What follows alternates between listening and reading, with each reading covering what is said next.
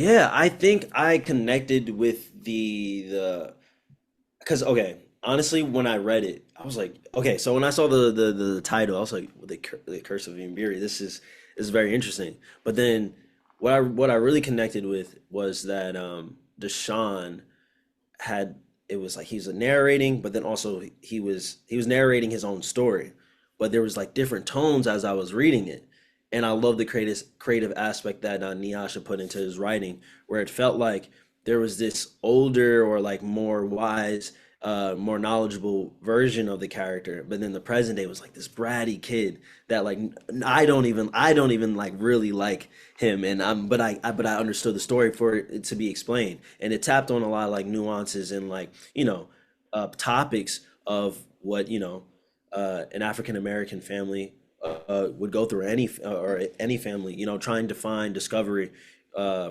from being from America and then going to Africa, and like, all right, let's go to Africa and find ourselves, and let's find our roots. Let's see what what I mean. And not really kind of having a real true understanding like what Africa is, or even like life is so vast, so unexplanatory sometimes. So I love that journey, and even for myself, I want to go to Africa and just honestly connect with my people and my roots. So, and being in the horror genre for so many years, I love that when you put a monster into a story and create uh topics through that and kind of tell that story. So that's what really drew me to the story, the personality, the energy, and what it represented.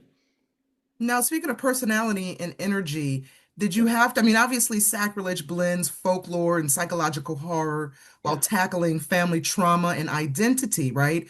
So, did you have to do anything in terms of your process as an actor and how you prepare to occupy the headspace of a character like this?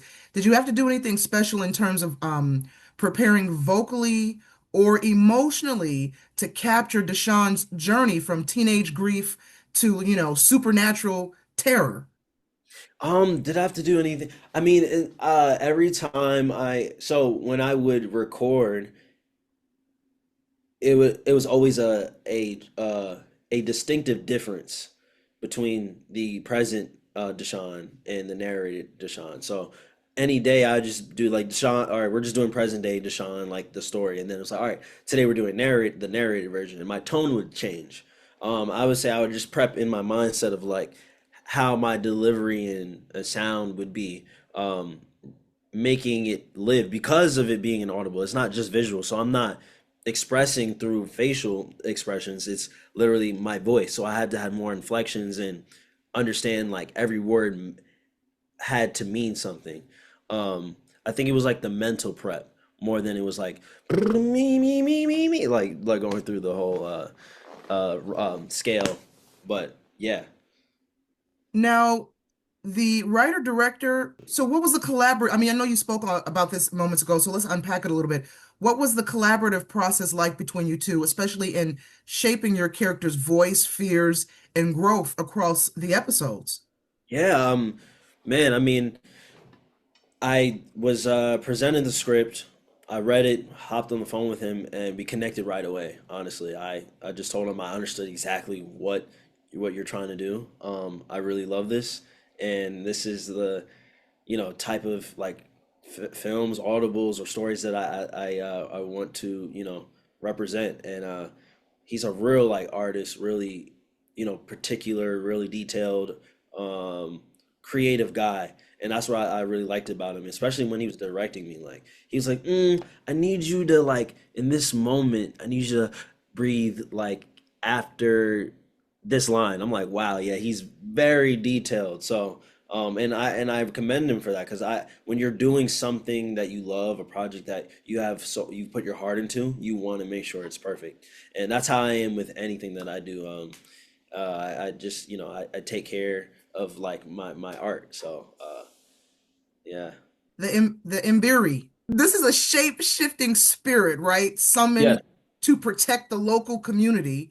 So from your perspective, is this entity purely a villain, or does it serve as a mirror for the family's hidden Mm. guilt and secrets? That's a great question. Um, I feel like it's more of a mirror than it is a villain. I feel like when it's awoken, it's literally like this is my job. You know what I mean? Kind of like if hopefully I didn't give up too much to whoever watches this interview, but yeah, it's one of those like once you face it, once you like if you awoken the Mbiri, if you awaken the Mbiri, it's like it was inevitable to happen. Like you were supposed to deal with it. You know what I mean? And like you can't defeat it. It's just like you have to kind of like go through those emotions. I feel like it represents like things that we try to avoid in our life, and like a lot of people don't like being with by themselves or sitting with their thoughts. And I feel like we try to face our our traumas, or some people are dealing with their demons or whatever, and sometimes you just have to deal with it. It's like it's almost inevitable, and just going through those motions. So I feel like that's what the Mbiri kind of represents. Now, Not that Audible is he's releasing villain. Sacrilege in Dolby Atmos. So, and obviously this kind of lets listeners feel every rustle in the savannah, I should say, every whisper behind them. It makes the listener feel that they're right there in the jungle in Africa with you, right? So, Yeah. as a performer, did that technical freedom change how you approached vocal nuance, breath, or even silence? Yeah, I think it plays a big part. I mean, when I was recording, I didn't get any of the beautiful sounds of Africa. I just kind of had to like go off of what was on the paper and what was gonna be. So I had to work around that, and knowing like, all right, this is gonna happen, so I have to say this here or whatever. Most of the time when you're doing like a film or a show, and you're like, all right, get scared of this, but it's like a tennis ball. But then after cut, you're like, oh, I was scared of this like big monster, or this, oh, there's blood in this. You know what I mean? So that's when the acting comes in, right? But I think once I was able to see it, and I mean hear it all come together, like I was immersed into the story, and it made it all made sense. Like just from this the line, of course the story in itself, of course the writing tells the story, but this, like you said, like the sounds in the background from either your left ear or your right ear, like the crickets or like the waterfall, or just the breathing, like it has its own characters, it has its own number on the call sheet. So it all makes sense, and it's all needed. What do you hope listeners take away, right, after they unpack this entire audio drama, especially those who might be confronting their own family secrets or cultural questions? Man, shoot, that's a great question.